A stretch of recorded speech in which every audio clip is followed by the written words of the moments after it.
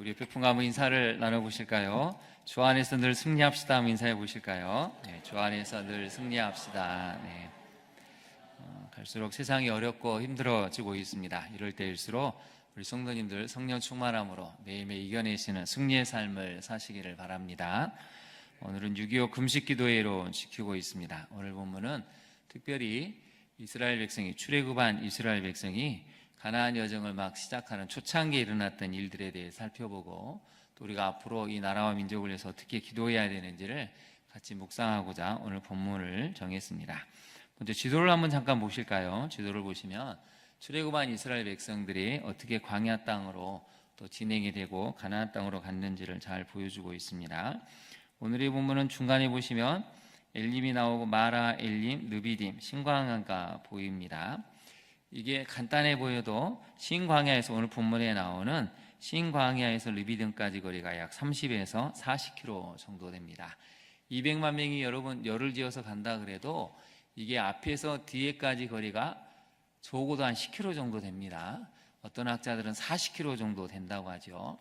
그러면 여러분 앞에 가는 사람들은 속도가 빨라질 수밖에 없고 뒤에 사람들은 아무래도 처질 수밖에 없습니다.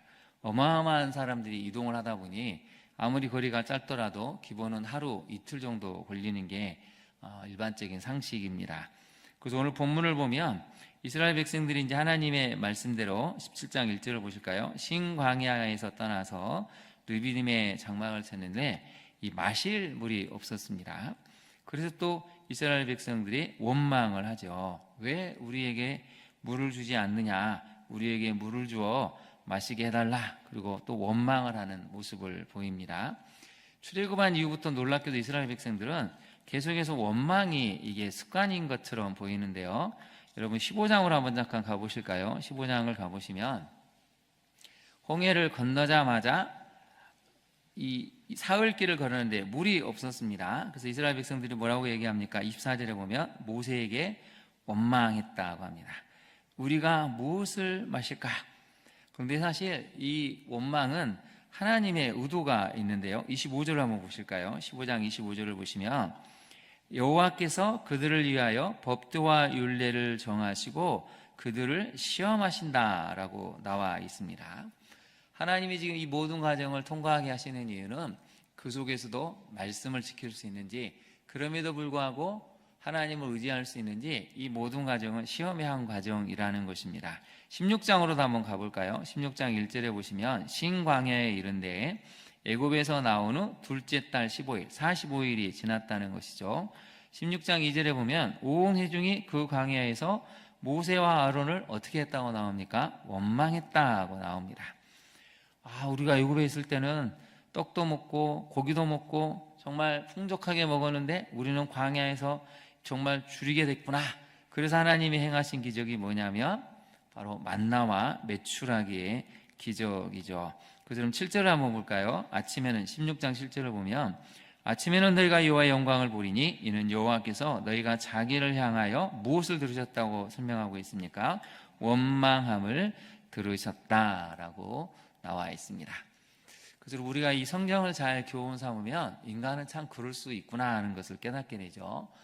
눈앞에서 홍해가 갈라졌습니다. 얼마나 여러분 이게 충격이겠습니까? 바다가 갈라진다는 걸 들어도 본 적도 없고 눈으로 본 적도 없는데 이스라엘 백성은 밤새도록 하나님이 바람을 동원하셔서 이 홍해를 가르시는 걸 봤습니다.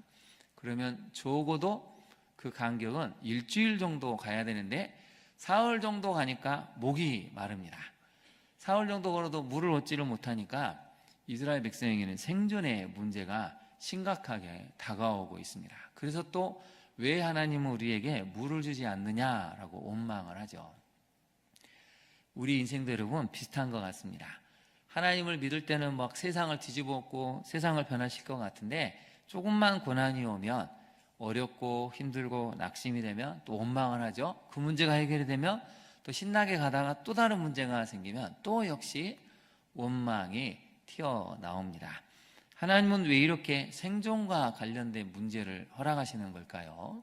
여러분 생존에 직면할 때 가장 내가 어려운 환경에 다가설 때 우리가 갖고 있는 진짜 감정, 진짜 모습이 드러나기 때문이죠. 그게 나쁜 게 아니고 그걸 한번 경험하면 그 다음 단계로 성숙해 가야 합니다. 오늘 17장까지 보면 지금 물로 시험을 겪습니다. 또 이스라엘 백성들이 우리에게 고기가 필요하다, 그래서 먹는 문제로 또 하나님을 원망을 하죠. 또 17장에 보면 다시 물로 원망을 합니다. 생존과 직결된 문제가 계속 다가오고 있는데, 이제 오늘 17장 8절은 진짜 생존. 그동안은 내부의 문제였죠. 하나님만이 해결해 줄 수 있는 문제가 있었다면 이제 본인들이 또 해결해야 될 문제가 나오는데, 그게 바로 전쟁이었다는 것입니다. 그래서 여러분 거기다 밑줄을 그어보실까요? 17장 8절에 보면 그때라는 단어가 나오죠. 그때에 물의 문제가 해결이 됐습니다. 반석을 쳐서 거기서 물이 흘러나와서 물 문제가 해결이 되니까 바로 그때 무슨 일이 생겼냐면 아말렉 사람들이 쳐들어왔다는 것이죠. 전쟁이라고는 한 번도 해본 적이 없는 이스라엘 백성들, 노예로 살았기 때문에 싸우는 방법을 한 번도 모르고 무기조차 지어본 적이 없는 사람들에게 막강한 아말렉 군대가 쳐들어왔다는 것입니다. 하나가 해결되니 또 하나의 문제가 이제 나오는 것이죠. 그래서 여러분 첫 번째 메시지를 한번 살펴볼까요? 한 곱이 한 곱이 다가오는 문제를 은혜로 해결해 나갈 때 다가오는 어떤 시험과 한계도 하나님을 절대 신뢰함으로 이겨낼 수가 있습니다. 여러분 우리는 문제없이 살 수 없습니다. 오늘 예배드린 우리 성도님들, 나는 단 한 번도 문제가 있는 인생이 아니다 라고 자신 있게 말할 수 있는 분 있으신가요? 우리는 항상 문제를 안고 삽니다. 우리 자신의 문제가 있죠. 건강의 문제, 물질의 문제, 관계의 문제가 있습니다. 자녀의 문제도 있습니다. 신앙의 문제도 있습니다. 한 고비를 해결하면 또 한 고비가 다가옵니다. 이제 괜찮겠지 하고 안도하고 있는데 또 다른 태풍이 한번 몰려오는 것 같습니다. 그런데 여러분, 그럴 때 우리가 어떻게 해야 되냐면 먼저 나의 감정을, 내 속마음을 잘 알아채야 됩니다.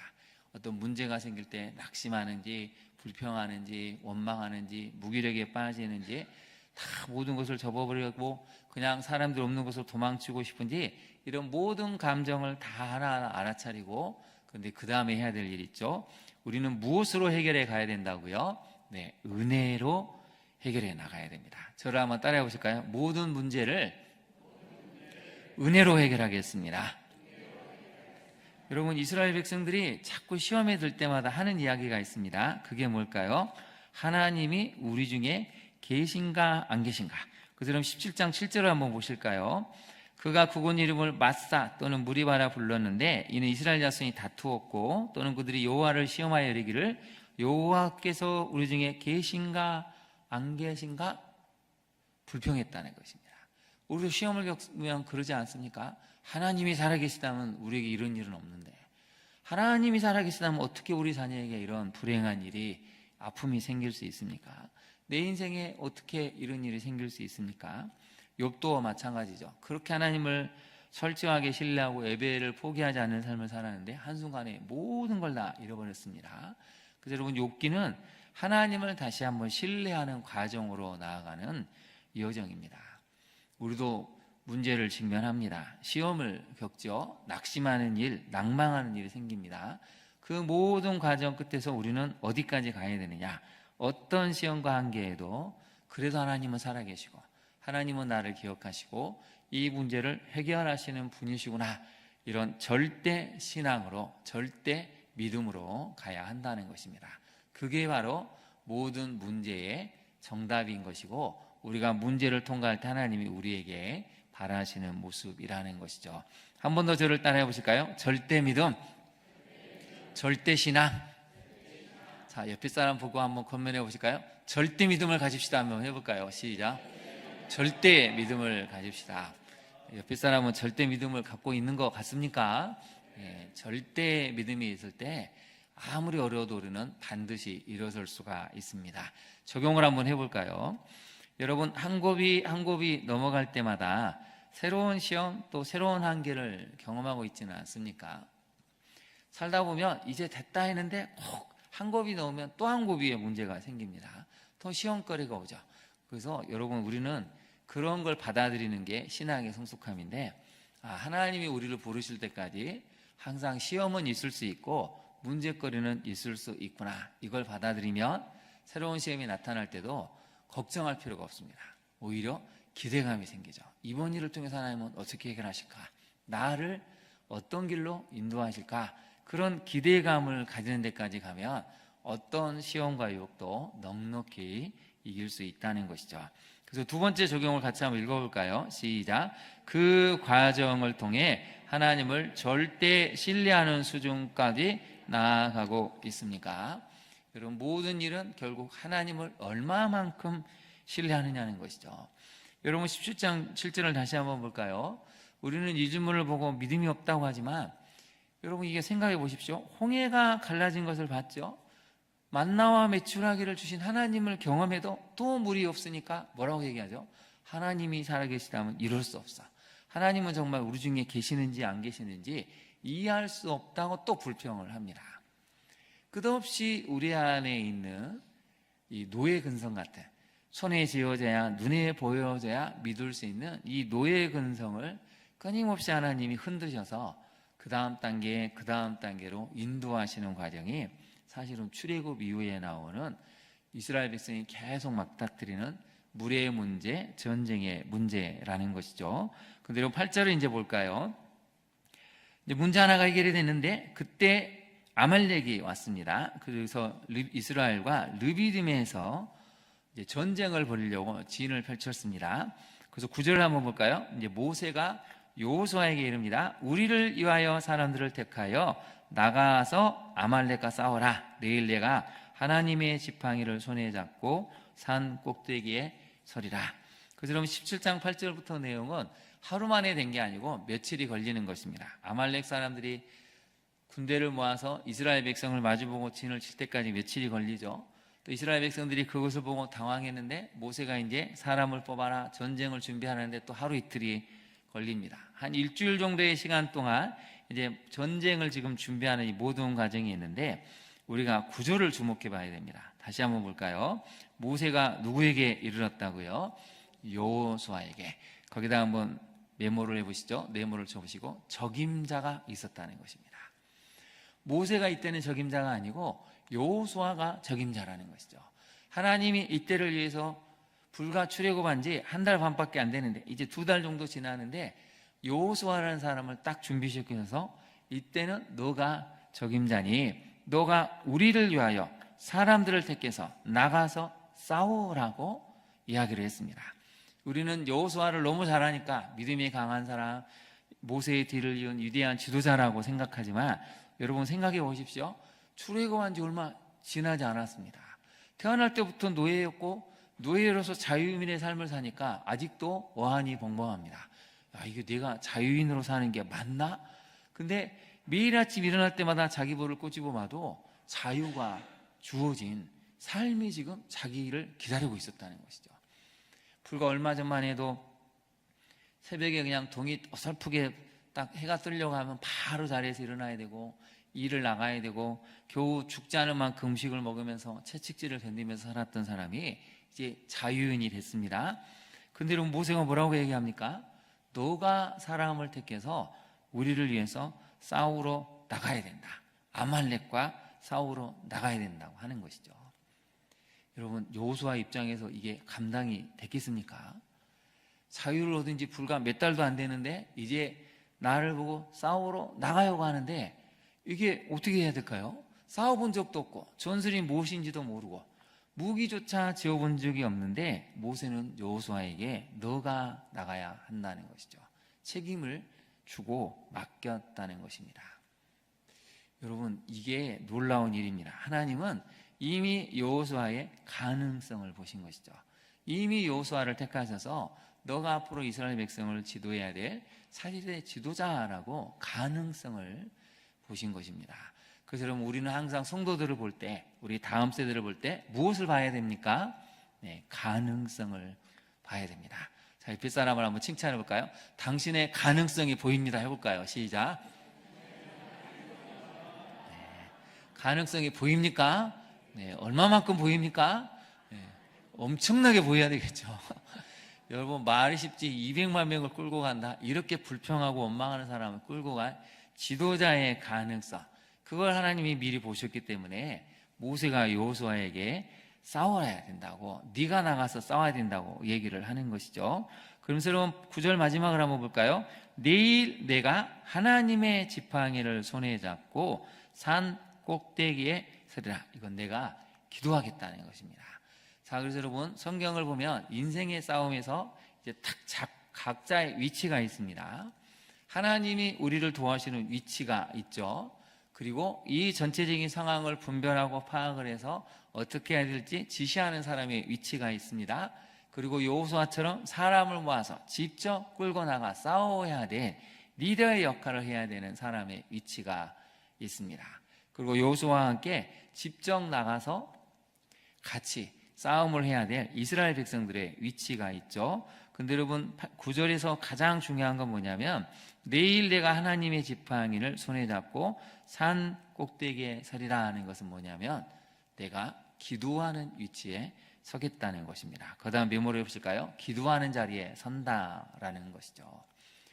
여러분 이게 굉장히 중요합니다. 그래서 두 번째 메시지를 한번 살펴볼까요? 같이 한번 읽어보겠습니다. 시작. 하나님이 하실 일과 우리가 해야 할 일을 구별하여 삶에서 최선을 다할 때 승리의 삶을 살게 됩니다. 여러분 오늘 본문은 분명히 알려주죠. 하나님이 하실 일이 분명히 있습니다.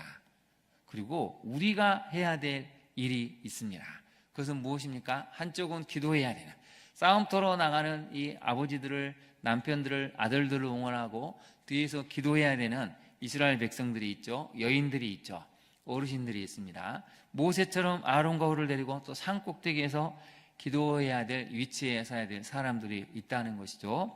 여호수아와 이스라엘 백성들처럼 또 나가서 싸워야 될 사람들이 있습니다.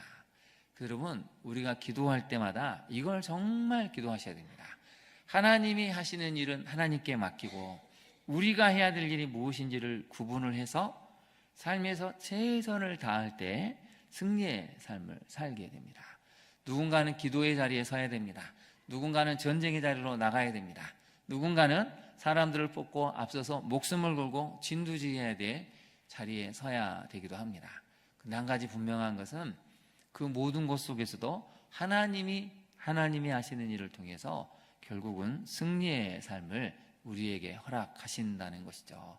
이것을 잊지 않으면 우리는 우왕좌왕할 필요가 없습니다. 문제가 생길 때마다 지금 내가 무엇을 해야 되는가 분별하고 말씀을 살펴보고 하나님께 맡길 일은 하나님께 맡기고 우리가 해야 될 일은 최선을 다해서 하게 되면 결국 그것은 승리로 우리에게 귀결이 된다는 것이죠.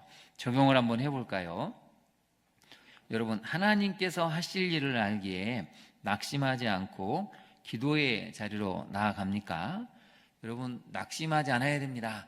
그래도 우리는 하나님이 살아계심을 안다며 모세처럼 기도의 자리로 나가야 한다는 것이죠. 우리 두 번째 적용을 같이 한번 읽어볼까요? 시작. 우리가 맞서 싸워야 할 인생의 싸움을 회피하지 않고 기도하는 가운데 직면하고 있습니까? 그래서 여러분 직면하고 있다는 것이죠. 두려워서 무서워서 하나님만 바라보고 기도하고 있으면 여러분 아무것도 일어나지 않습니다. 그때는 싸워야 한다는 것이죠. 그때는 정식으로 직면하고 인생의 문제를 외면하지 말고 기도만 하고 있는 게 아니고 정직하게 직면해서 내가 해야 될 것을 정확하게 해 나가는 것입니다. 그럴 때 하나님이 이 기도를 통해서 역사하시고 싸움의 인생의 전쟁에서 직면하고 우리를 통해서 강하게 역사하신다는 것이죠. 그래서 여러분 10절을 한번 볼까요? 이제 여호수아가 모세의 말대로 행했다고 나옵니다. 그 다음 밑줄을 보실까요? 모세의 말대로 행했다. 지도자의 권위에 순종하고 승복하고 거기에 순종을 했다는 것입니다. 만약에 여호수아가 저는 못하겠는데요. 왜 저를 뽑으십니까? 다른 사람도 많은데 저는 싸울 줄 모릅니다. 나는 죽기 싫습니다 하면은 오늘 성경은 기록되지 않았을 것입니다. 그런데 여호수아는 순종해서 모세의 말대로 행해서 아말렉과 싸웠죠. 근데 싸우는 동안 뭘 하는 것입니까? 모세와 아론과 홀은 산 꼭대기에 올라갔습니다. 그래서 두 가지 전쟁이 벌어지고 있는 것입니다. 실제적인 전쟁이 벌어지고 있는 것이고 두 번째는 기도의 전쟁이 벌어지고 있는 것입니다. 그래서 성경은 어떤 기도의 전쟁을 얘기하냐면 11절을 같이 읽어볼까요? 시작. 모세가 손을 들면 이스라엘이 이기고 손을 내리면 아말렉이 이기더니 거기다 메모리 해주실까요? 이게 영적 전쟁과 연관이 되어 있다는 것입니다. 그래서 왜 기도하라고 자꾸 성경은 이야기할까요? 이게 기도가 물리적인 영역에 영향력을 행사하기 때문입니다. 그래서 가끔 꿈을 꾸시는 분들을 만나면 꿈에서 그런 얘기들 하시더라고요. 목사님, 제가 안 좋은 꿈을 꿨는데 그때 눌렸어요, 주저앉았어요. 그러면 제가 가끔 그런 조언을 해드립니다. 꿈에서도 이겨야 됩니다. 꿈에서도 여러분 승리를 해야 현실에도 이기는 것이 영적인 원리입니다. 그래서 혹시 꿈꾸다가 악한 영이 나타나면 예수의 이름으로 물리치시고 이기셔야 됩니다. 그럴 때 우리가 다가오는 시험을 이길 수 있다는 것이죠. 여러분 그 11절을 다시 한번 볼까요? 모세가 손을 들면 이스라엘이 이겼습니다. 손을 내리면 아말렉이 이겼습니다. 이 본문을 읽을 때 여러분은 무슨 생각을 하십니까? 저는 읽을 때마다 이게 너무 신기합니다. 그냥 하나님이 이기게 하시면 되는데 모세가 손을 올려서 기도하게 하셨다는 것이죠. 왜 그렇게 하셨을까요? 왜 하나님은 그냥 여호수아에게 승리를 주시고 걱정하지 마, 내가 너와 함께 하니까 너는 싸우기만 하면 돼. 그럼 오늘 본문을 보니까 손을 들면 이기고 내리면 집니다. 이게 놀라운 영적인 원리가 있다는 것입니다. 싸우러 나가는 사람들을 향해서 뒤에서 기도해주고 하나님의 능력을 부어줄 수 있는 막강한 기도의 파워가 있을 때 그 사람들이 이기게 된다는 것이죠. 또 다른 영적인 전쟁이 기도의 세계에서 나타나고 있다는 것입니다. 아말렉 사람들도 여러분 자기 신을 안 믿겠습니까? 온갖 우상들을 품에 소지하고 부족을 다 군인들마다 가슴에 묻고 있고, 그리고 우리 신은 이길 것이다 하는데 여러분 이건 사실 상징적인 것이죠. 아말렉과 이스라엘의 영적인 전쟁에서 과연 누가 승리를 주시는가는 살아계신 하나님밖에 없다는 것입니다. 그래서 여러분 11절을 다시 보면 손을 들면 이겼습니다, 내리면 졌다는 것이죠. 아말렉이 이겼다는 것입니다. 그래서 여러분이 자녀를 위해서 하는 기도의 손을, 성도를 위해서 하는 기도의 손을 올리셔야 합니다. 그렇다고 24시간 올리라는 게 아니라 기도할 시간에는 손을 들고 기도하시는 그 마음을 가지고 강력하게 부르짖어야 된다는 것이죠. 한번 기도하는 마음을 가지고 손을 한번 올려보실까요? 네. 얼마나 올려야 하나님이 들어주시겠습니까? 네. 각자 믿음이긴 하겠지만 어느 정도 올려도 하나님이 알아주십니다. 중요한 건 기도의 손을 든다는 것은 기도의 자를 지킨다는 의미고, 기도의 시간을 사수한다는 의미고, 그 속에서 하나님의 역사하심을 사모한다는 것입니다. 그래서 여러분이 기도의 손을 들어서 여러분 자녀의 인생의 승리가, 여러분 인생에서 승리가, 우리 성도님들과 우리 광양중앙교회가 승리의 삶을 살 수 있기를 간절히 축원합니다. 우리 세 번째 메시지를 한번 살펴볼까요? 우리 세 번째 메시지를 같이 한번 읽어보겠습니다. 인생을 뒤흔드는 사건이 올지라도 하나님을 의지하고 기도로 공동체로 극복할 때 새로운 기억과 기록이 모두에게 새겨집니다. 지금 이스라엘 백성에게는 한 번도 경험하지 못했던 엄청난 전쟁이 찾아왔습니다. 이걸로 우리는 또 노예가 되는 거 아닌가? 우리는 또 끌려가서 포로가 되고 그 지긋지긋했던 애굽에서의 경험이 되풀이되는 건 아닌가? 얼마나 두려웠겠습니까? 인생 전체가 뒤흔드는 사건이 왔습니다. 근데 여러분, 이럴 때 세 가지가 있어야 된다는 것입니다. 첫 번째는 하나님을 의지하는 것, 두 번째는 기도하는 것, 세 번째는 함께하는 공동체가 있을 때 극복이 된다는 것이죠. 저를 한번 따라 볼까요? 하나님을 의지합니다. 기도합니다. 공동체와 함께합니다. 여러분, 이 세 가지가 분명하면 여러분 인생을 아무리 뒤흔드는 사건이 올지라도 우리는 승리할 수 있습니다. 오늘 본문을 보니까 어떻게 됩니까? 이런 놀라운 사건이 일어나니까 모세와 아론과 산에 올라갔죠. 그리고 기도를 하는데 모세의 팔이 피곤합니다. 그래서 12절을 보면 그들이 돌을 가져다가 모세 발 앞에 놓고 앉게 하죠. 그리고는 아론과 훌이 한 사람은 이쪽에 한 사람은 저쪽에서 모세의 손을 흔들어서 붙들고 올렸더니, 여러분 한번 11절을 마지막으로 한번 볼까요? 그 손이 해가 지도록 내려오지 아니한지라. 자, 여기서 상상력의 퀴즈를 내겠습니다. 몇 시간 동안 손을 들고 있었을까요?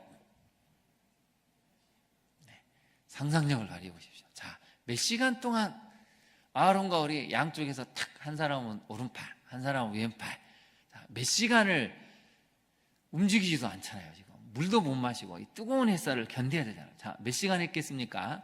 자, 우리는 객관식 세다. 1번 3시간, 2번 5시간, 3번 7시간, 4번 모르겠다. 자, 정답은 모르죠. 우리는 알 수는 없는데, 근데 추측은 해볼 수가 있습니다. 한번 볼까요?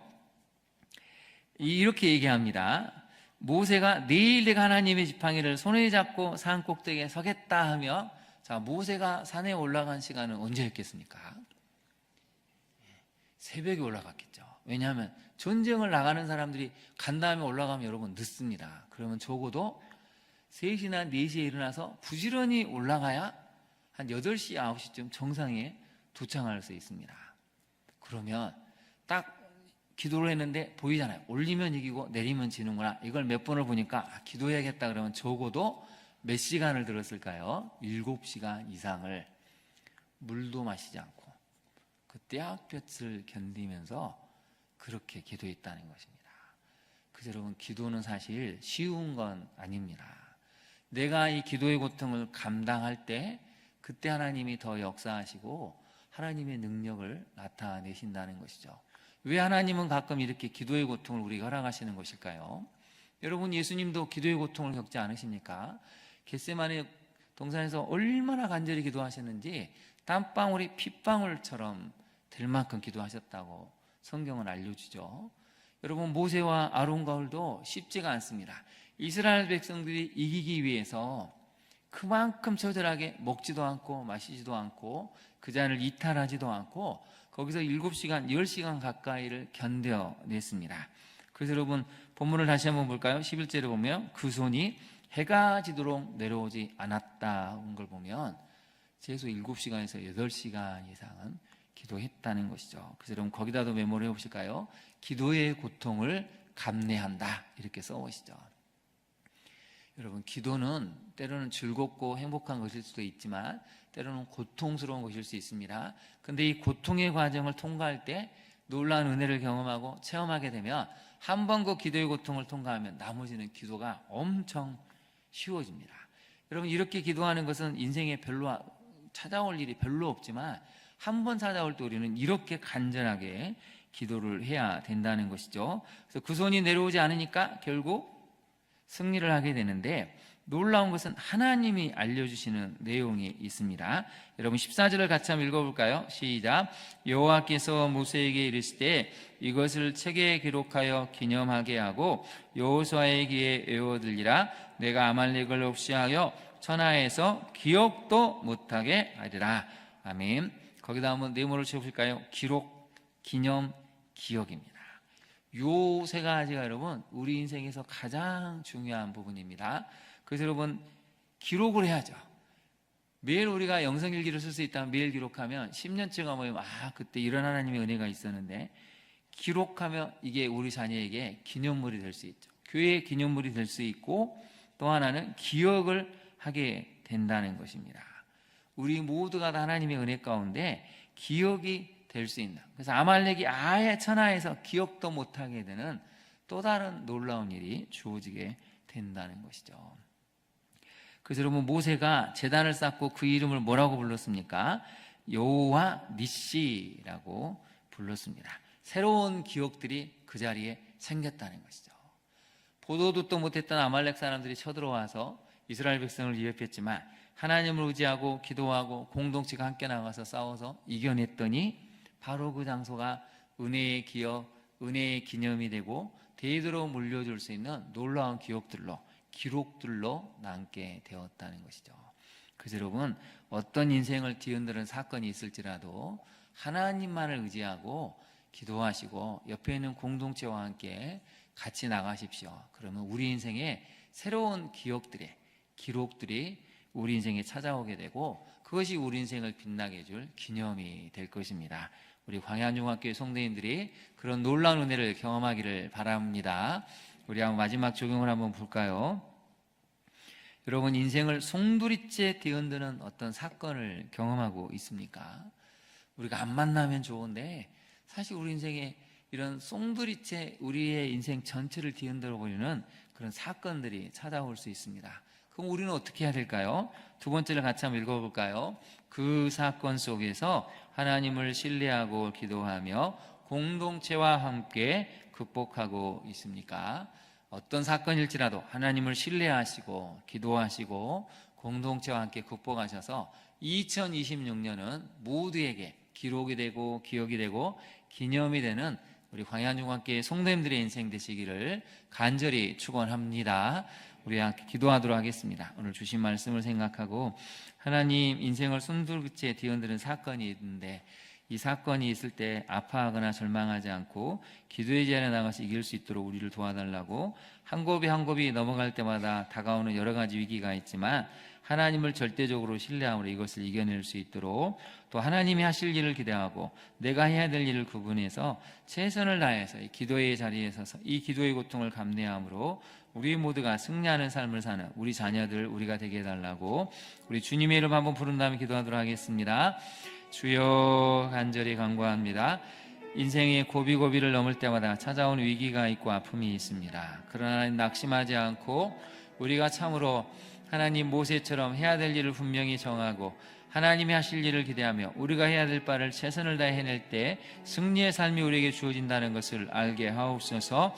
무엇보다도 하나님, 우리 인생을 뒤흔드는 엄청난 사건이 있을지라도 낙심하고 절망하기보다 모세와 아론과 홀처럼 기도의 자리에 서게 하옵소서. 기도의 고통을 감내할 때 우리 자녀들에게 다시 한번 새로운 인생이 주어지고 새 삶을 살 수 있음을 깨닫습니다. 우리가 낙심하지 않게 하옵소서. 함께하는 공동체 우리 구성원들과 함께 모든 것을 이겨낼 수 있는 믿음을 갖게 하여 주옵소서. 우리 마음을 낙시게 하는 사건들이 절망들이 있을지라도 주님 포기하지 않게 하시고 우리 자녀를 또 이 신앙을 배워서 하나님을 기대하며 최선을 다해 하나님 문제 앞에 좌절하지 않고 나갈 때 하나님이 주신 놀라운 회복과 치유를 다시 한번 새 삶을 주시는 그 하나님의 은혜를 기억하여 여호와 니시 하나님을 찬양하는 그 장소가, 그 시간이, 그 기억이 되기를 간절히 원합니다. 남은 2026년이 우리 모두에게 그런 놀라운 기억과 기념들로 기록들로 가득 찰 수 있도록 우리 인생을 인도하여 주옵소서. 예수님 이름으로 기도합니다. 아멘.